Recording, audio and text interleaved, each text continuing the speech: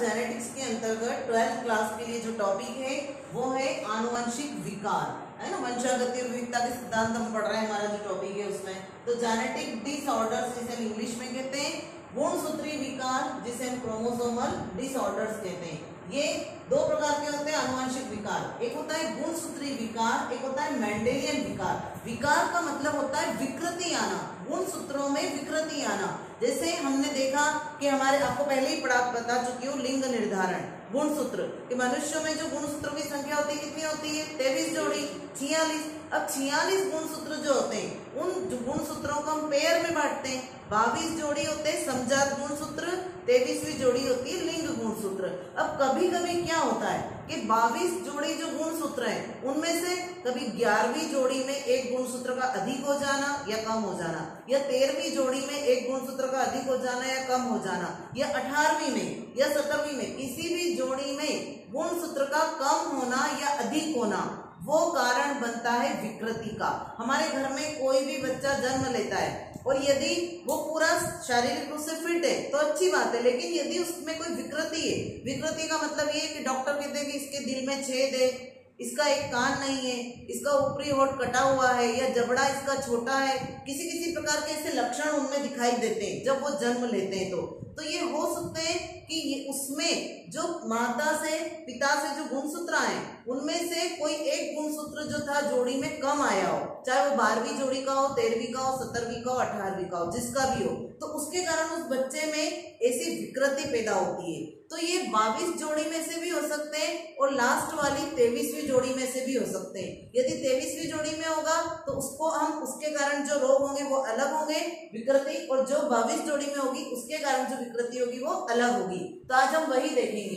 तो गुणसूत्री विकार में गुणसूत्रों में संख्यात्मक तथा रचनात्मक परिवर्तन होते हैं। या तो संख्या में परिवर्तन होता है, या उनकी जो भुजाएं होती है गुणसूत्र की वो कट के अलग हो जाती है, छोटी हो जाती है, तो उसके कारण कुछ रचनात्मक परिवर्तन होते हैं। तो या तो ये परिवर्तन होता है, मतलब उनमें अचानक कोई परिवर्तन गुणसूत्रों में, या फिर हेरिडिटी कि पेरेंट्स में तो बच्चे में भी जाएगा, तो इसके कारण जो है ये गुणसूत्री विकार होते हैं। अब सबसे पहले इनको 3 भागों में डिवाइड किया गया है। पहला, अलिंग गुणसूत्रों की संख्या में परिवर्तन के कारण। अलिंग गुणसूत्र मतलब हमारी 22 जोड़ी, है ना। अलिंग गुणसूत्र मतलब हमारी जो 22 पेयर्स जो होते हैं हमारे, वो होते हैं अलिंग, है ना।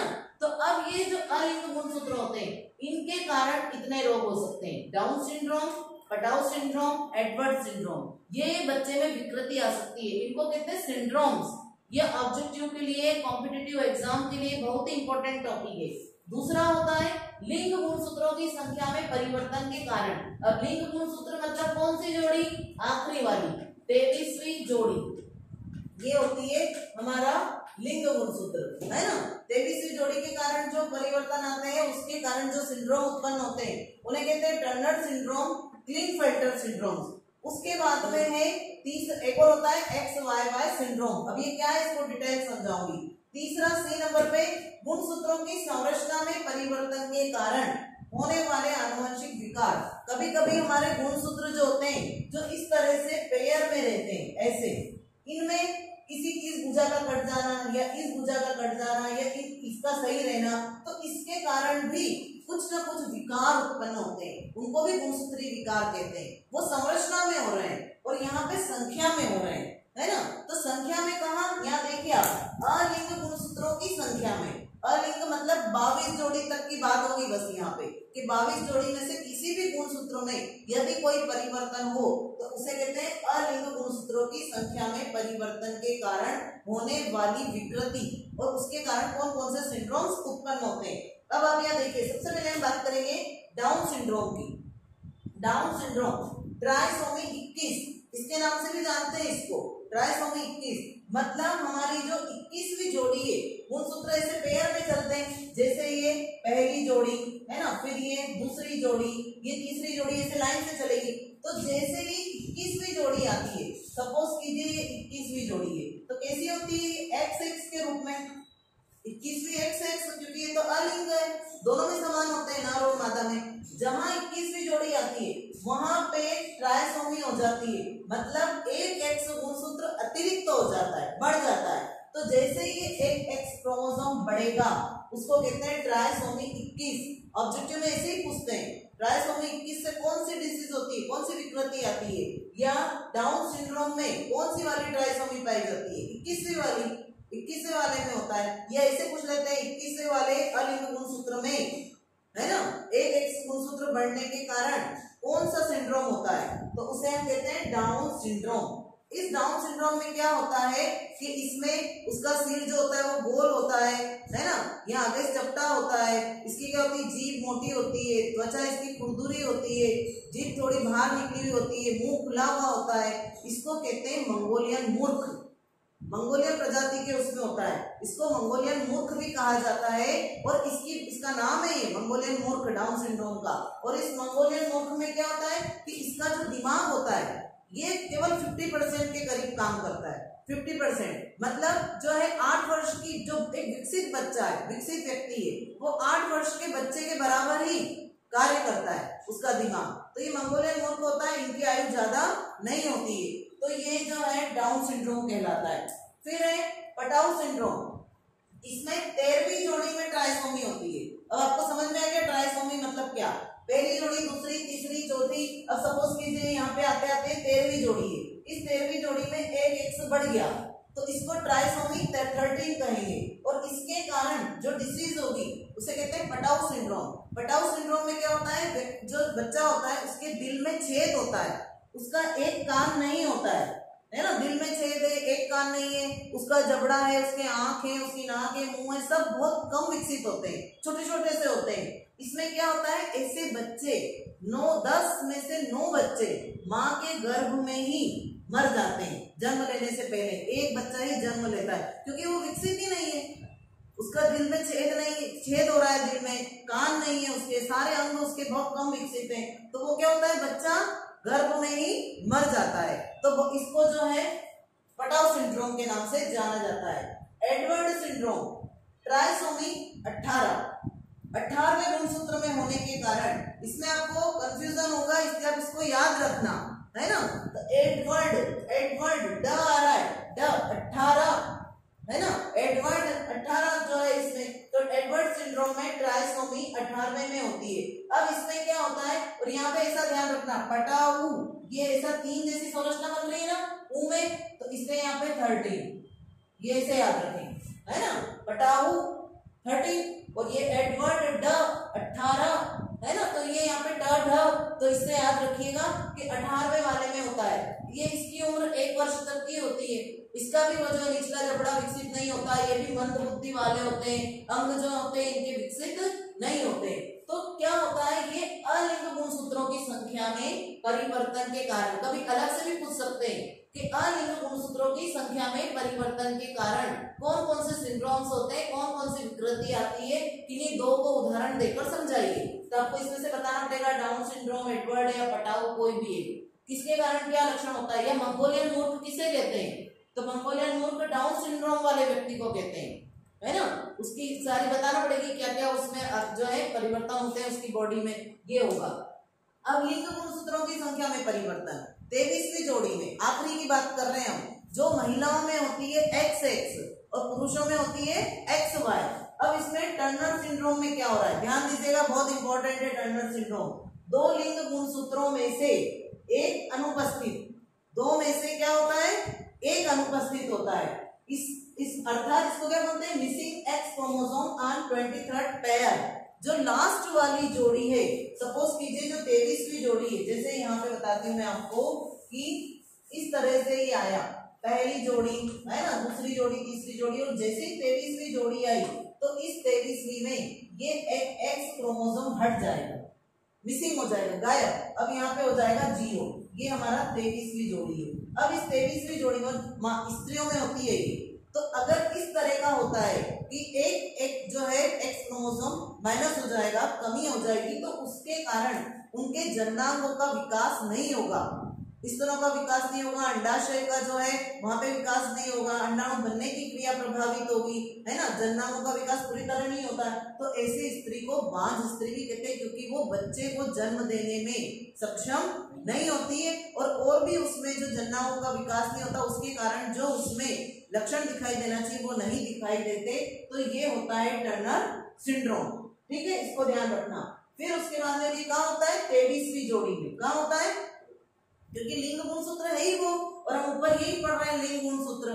तो अब दूसरा क्लीनफेल्टर, क्लीनफेल्टर में होता है 44A + XXY, है ना। इस टर्नर सिंड्रोम में हम कैसे लिखेंगे, 44 + X0, ये मतलब आखिरी वाला एक कम हो गया, इसमें एक अनुपस्थित हो गया x, और इसमें क्या हो गया, देखो XXY, एक x बढ़ गया क्लीनफेल्टर सिंड्रोम में। अब क्लीनफेल्टर सिंड्रोम में एक x बढ़ गया, अर्थात 2 के स्थान पर 3 लिंग गुणसूत्र हो गए, होते कितने, 2। अब एक x एक्स्ट्रा आ गया है, ये पुरुष है, y दिख रहा है ना आपको, ये पुरुष का है। अब पुरुष में जब एक x क्रोमोसोम बढ़ गया जो महिलाओं में होना चाहिए लिंग गुणसूत्र, तो पुरुष में महिलाओं के समान लक्षण विकसित हो जाते हैं। उनकी जो छाती होती है, वक्ष, वो स्त्रियों के समान विकसित हो जाता है, स्तनों का विकास हो जाता है, और इसको कहते हैं गायनिकोमेस्टिस, स्त्रीवत पुरुष वक्ष। किसी किसी में होता है, हम कहते हैं महिलाओं में दाढ़ी मूंछों का आना, है ना, या पुरुषों में वक्ष स्थल का स्त्रियों के समान दिखाई देना। तो ये इसके कारण होता है कि ये क्लीनफेल्टर सिंड्रोम जो होता है, इसमें जो लिंग गुणसूत्र होता है पुरुषों का, आखिरी वाला XY, उसमें एक X क्रोमोसोम और बढ़ जाता है, तो उनमें स्त्रियों के समान लक्षण दिखाई देने लगते हैं, मतलब स्तनों का विकास होने लगता है, और उनकी जो छाती होती है वो स्त्रीवत जो होती है वो छाती वैसी दिखाई देने लगती है, पुरुष की छाती, लेकिन उनका जो है वक्ष स्थल पूरा स्त्रियों के समान दिखाई देता है, क्योंकि वहाँ स्तनों का विकास होता है। ऐसे पुरुष जो होते हैं, इनमें जननांगों का विकास नहीं होता, वृषण इनके विकसित नहीं होते, है ना, और वहां पे शुक्राणुओं का निर्माण नहीं होगा, तो ऐसे पुरुष नपुंसक कहलाते हैं। नपुंसक मतलब जो कि बच्चे को जन्म देने में सक्षम नहीं है, मतलब शुक्राणु नहीं बन रहे हैं, क्योंकि उनका वृषण काम नहीं कर रहा है, क्योंकि उनमें एक क्रोमोसोम जो क्या हो गया है, स्त्रियों वाला आ गया है, तो उनमें स्त्रियों वाले लक्षण दिखाई देने लग गए, है ना। तो ये इसको कहते हैं क्लीनफेल्टर सिंड्रोम, बहुत इंपॉर्टेंट टॉपिक है, इधर ध्यान दो तुम। फिर उसके बाद में XYY सिंड्रोम, XYY सिंड्रोम इसको कहते हैं क्रिमिनल सिंड्रोम, मतलब अपराधी प्रवृत्ति वाला। ऐसा व्यक्ति जो होता है वो बहुत लंबा होता है, ऊंचे कद वाला होता है ना, बहुत गुस्सैल होता है, क्रिमिनल प्रवृत्ति।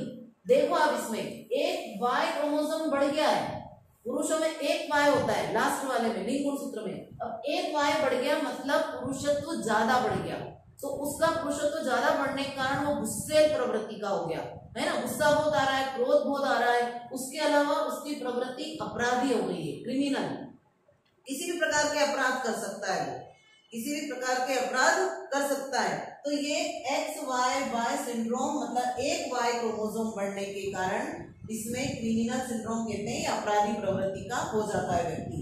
फिर अगला C वाला, गुणसूत्रों की संरचना में परिवर्तन के कारण। यहाँ देखिए आप, पहला हमने देखा था अलिंग गुणसूत्रों की संख्या में परिवर्तन, मतलब 22 जोड़े तक की बात करी थी हमने, तो उसके 3 थे, डाउन, पटाउ और एडवर्ड, है ना, ये 3 देखे थे हमने।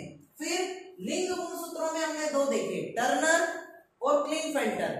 अब हम बात कर रहे हैं संरचना में, संख्या में नहीं, संरचना में परिवर्तन जो उत्परिवर्तन के कारण होते हैं अचानक। तो संरचना में परिवर्तन के कारण होने वाले आनुवंशिक विकार, इसमें 2 डिसीज होती है, इसको कहते हैं केट क्राई सिंड्रोम। केट मतलब बिल्ली, क्राई मतलब आवाज, है ना, और सिंड्रोम क्री डू चैट के नाम से भी जाना जाता है, इसको म्याऊ सिंड्रोम भी कहते हैं। इसमें क्या होता है कि जो व्यक्ति होता है उसका जो गुणसूत्र होता है, उस गुणसूत्र में 5वें गुणसूत्र की छोटी वाली भुजा का एक भाग पृथक होना, जैसे ये 5वां गुणसूत्र है तो इसका ये एक भाग पृथक हो गया अलग से।